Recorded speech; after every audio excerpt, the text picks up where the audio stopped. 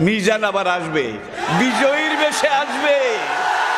এই দেশের তাওহীদি জনতা এমন ইতিহাস সৃষ্টি করে তাকে আলিঙ্গন করবে ইনশাআল্লাহ। সেই সমাবেশই দূরে নয়। বিজয়ীর বেশে দেশে ফিরবেন মিজানুর রহমান আজহারী, এমন কথাই বলেছিলেন প্রয়াত আলেমে দ্বীন মাওলানা লুৎফুর রহমান। তার এই ভবিষ্যৎবাণীর 4 বছর পর ঠিকই বিজয়ীর বেশে দেশে ফিরলেন ইসলামী বক্তা মিজানুর রহমান আজহারী। কিন্তু তার এই প্রত্যাবর্তন দেখে যেতে পারলেন না মাওলানা লুৎফুর রহমান।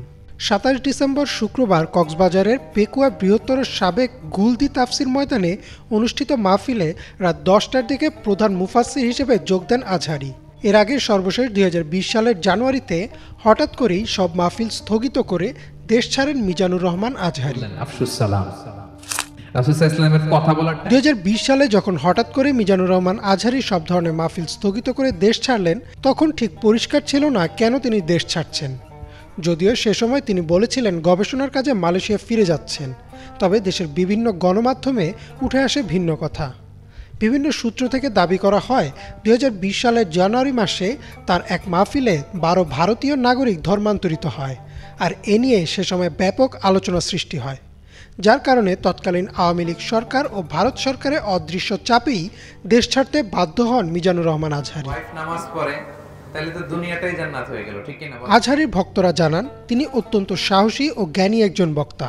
মাহফিলে বক্তব্য দেওয়ার সময় তিনি কাউকে ভয় করতেন না, সবসময় সত্য ও ন্যায়ের কথাই বলতেন, যার কারণে শুধু আওয়ামী লীগ না, বিভিন্ন ভণ্ড পীরদের চক্ষুশূলে পরিণত হয়েছিলেন তিনি। 2020 সালে 12 সদস্যের হিন্দু পরিবারটি যখন ধর্মান্তরিত হয়, তখন সেই 12 জনকেই আটক করে পুলিশ, আর তৎকালীন সরকারের ধর্ম প্রতিমন্ত্রী মাওলানা আজহারীকে জামাতের ট্যাগও দেন।